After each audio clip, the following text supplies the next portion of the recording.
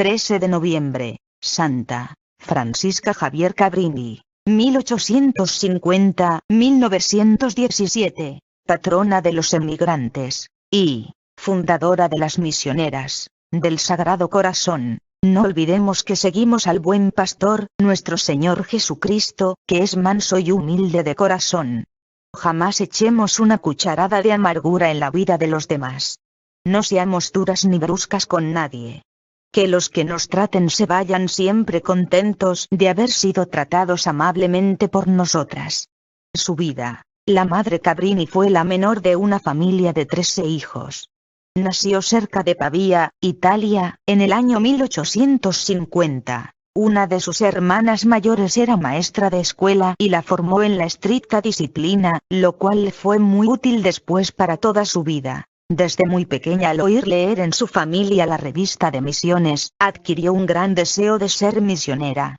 A sus muñecas las vestía de religiosas, y fabricaba barquitos de papel y los echaba a las corrientes de agua y les decía: por favor, vayan a países de misiones a llevar ayudas. Para pagarle un poquito su gran deseo de irse de misionera, le dijeron que en tierras de misiones no había dulces ni caramelos, entonces empezó a privarse de los caramelos que le regalaban, para irse acostumbrando a no comer dulces. A los 18 años obtuvo el grado de profesora. Quiso entrar de religiosa en una comunidad, pero no la aceptaron porque era de constitución muy débil y de poca salud. Pidió entrar a otra comunidad y tampoco la aceptaron por las mismas razones. Entonces se fue de maestra a una escuela que dirigía un santo sacerdote, el padre Serrati, y aquel sacerdote se dio cuenta muy pronto de que la nueva maestra de su escuela tenía unas cualidades muy especiales para hacerse querer del alumnado y lograr que sus discípulas se volvieran mejores. Y la recomendó para que fuera a dirigir un orfanato llamado de la Divina Providencia, el cual estaba a punto de fracasar por no tener personas bien capaces que lo dirigieran. Al señor obispo le pareció que era una excelente directora y hasta le aconsejó que tratara de fundar una comunidad de religiosas para que le ayudaran en el apostolado. El señor obispo le dijo un día: me dice que su gran deseo ha sido siempre ser misionera. Pues le aconsejo que funde una comunidad de misioneras. Yo no conozco ninguna comunidad para esa labor tan santa y admirable. Y Francisca reunió 7 compañeras de trabajo y con ellas fundó en 1877 la comunidad de misioneras del Sagrado Corazón.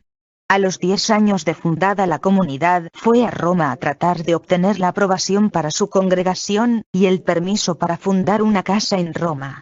En la primera entrevista con el cardenal Parocchi, secretario de Estado, este le dijo que la comunidad estaba muy recién fundada y que todavía no se le podían conseguir semejantes permisos.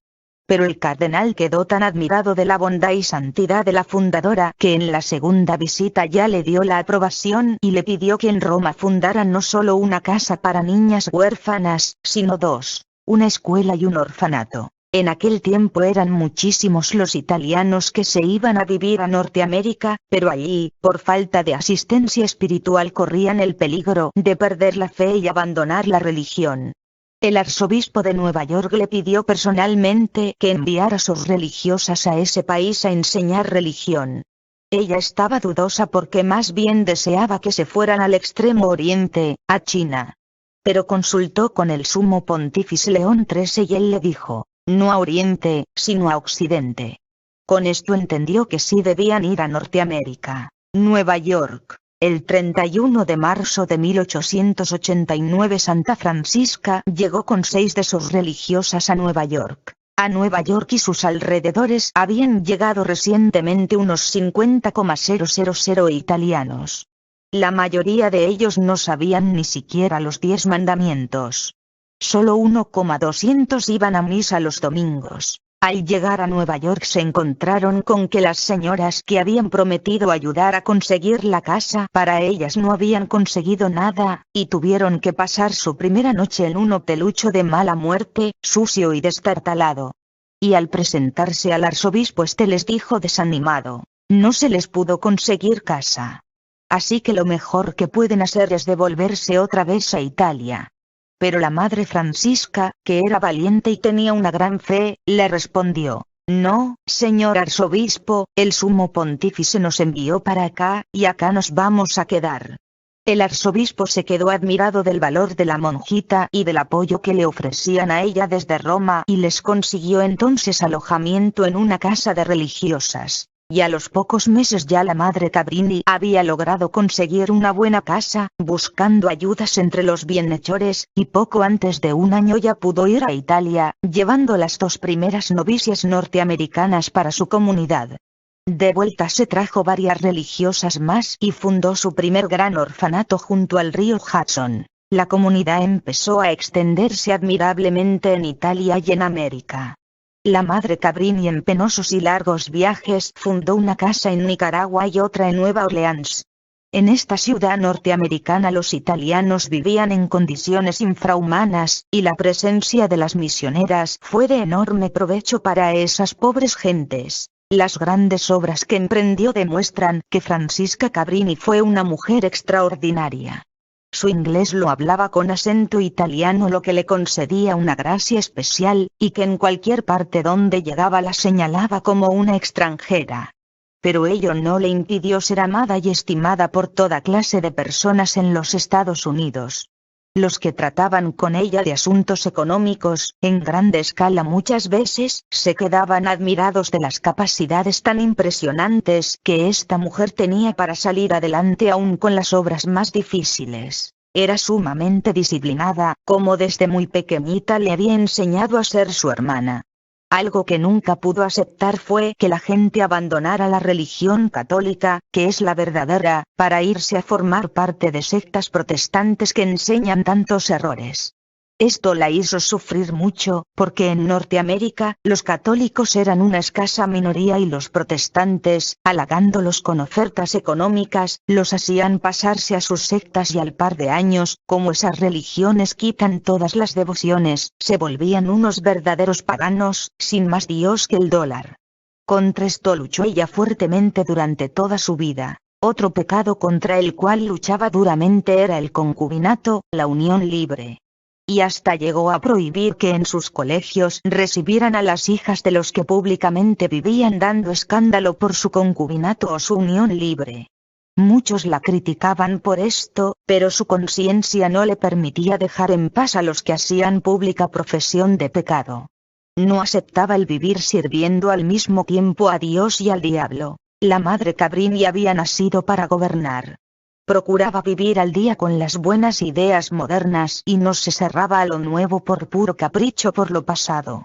Pero lo nuevo que era escandaloso lo rechazaba valientemente sin más ni más. Era inflexible para hacer cumplir los reglamentos y para exigir buen comportamiento, pero al mismo tiempo se hacía amar por su gran bondad.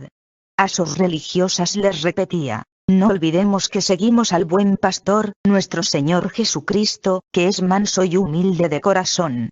Jamás echemos una cucharada de amargura en la vida de los demás. No seamos duras ni bruscas con nadie.